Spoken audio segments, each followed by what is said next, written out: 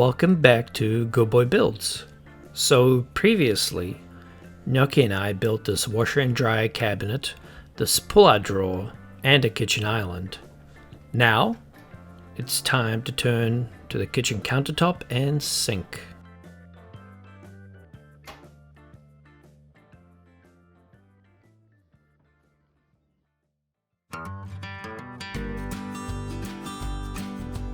We have this old laminate countertop and middle sink that has to go.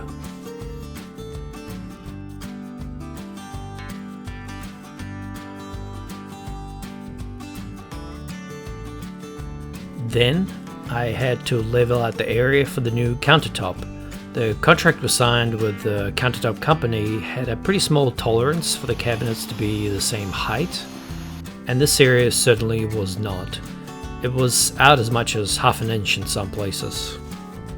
Now to level, I used a laser and this giant jig to make the shims, which made the process relatively simple. The jig lets me attach a piece of dimensional lumber at an angle and run everything through a table saw. It's been useful already for a couple of the floor leveling projects.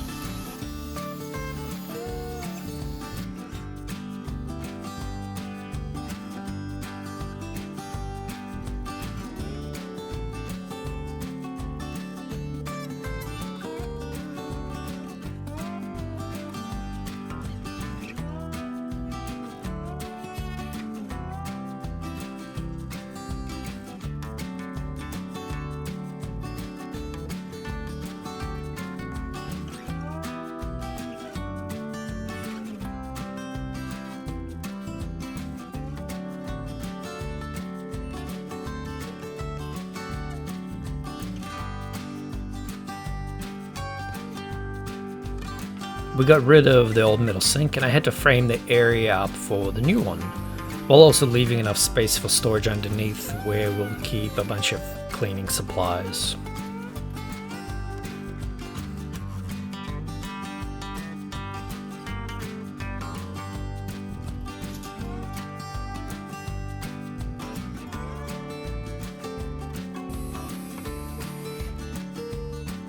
So we decided to get a fireclay farmhouse style one. Supposedly they are handmade, so yeah, okay. That explains why it was somewhat irregular in shape. And they are heavy. Very, very heavy. Now for positioning, we wanted the sink to project a little bit and sit just a little outside of the frame.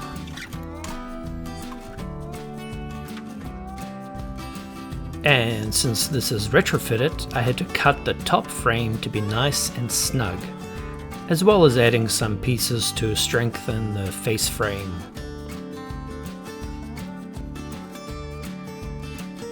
I also added a few blocks around the sink base to keep it in place.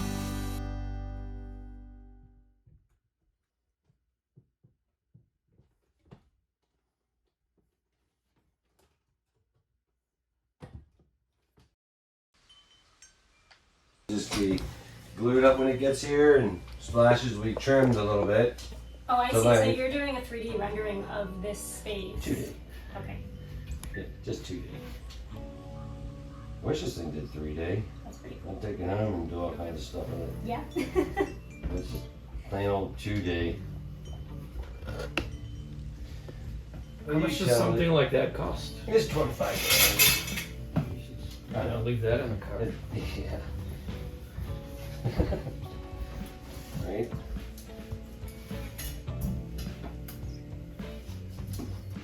I would throw a wood screw in her. Yeah, I would right there, wherever that. Put a wood screw in there. I think they just nailed it. Yeah. Is it glue in it? Is it glue? We don't.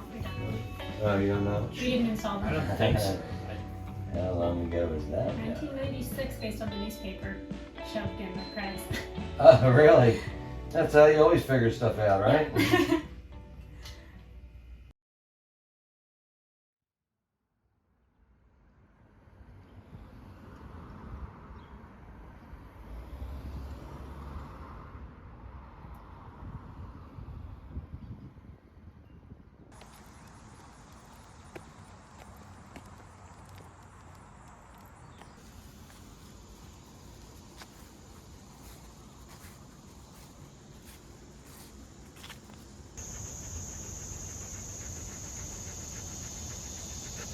Pretty big snake, Gnocchi.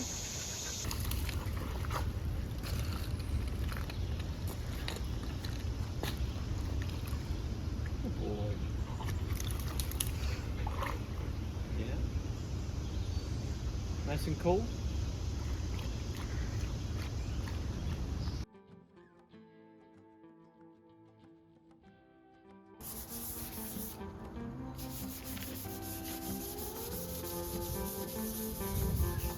And while we waited for the countertop delivery and installation, I went through the old kitchen cabinet doors, giving them a quick paint touch-up. One tricky area was matching the old look of the doors underneath the sink and the little ornamental pieces on each side of the sink. I decided to try and use this old material.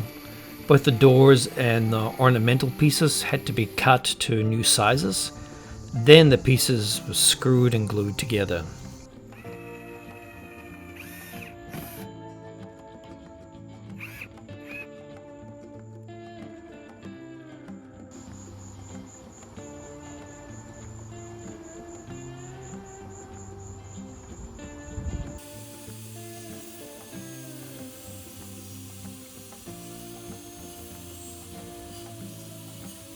Ha!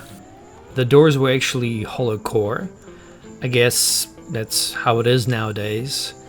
But instead of throwing them out, I was curious if I could retrofit them. To glue them back together, I inserted a 3/4 inch plywood in the middle for the glue to have something to grip to. And then I used epoxy putty to fill the cuts, sanded them, repainted them.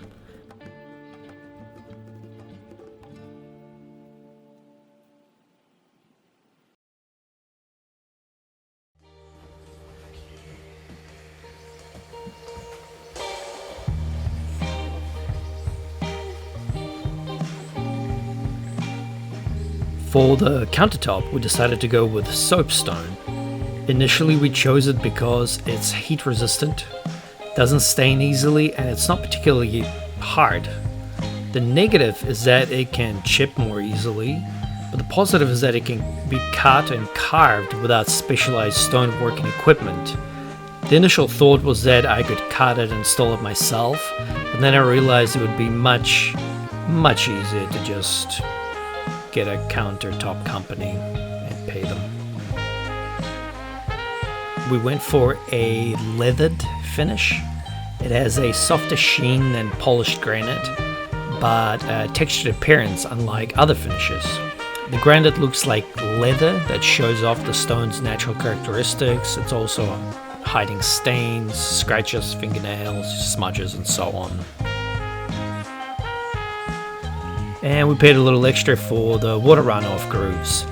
Now you can do all this yourself when it comes to cutting the slab and making the grooves, but it really wasn't practical without having a couple of people helping me to maneuver the slab, and it probably was going to take a couple of days to set everything up, so it just didn't work for us. We went with this small Maryland company, Granite Pro Remodeling. That's the slab that we got. I was told it's from Minas Gerais in Brazil. As the name suggests, the region well known for its mineral wealth. So remember when I was carefully shimming the cabinet sides?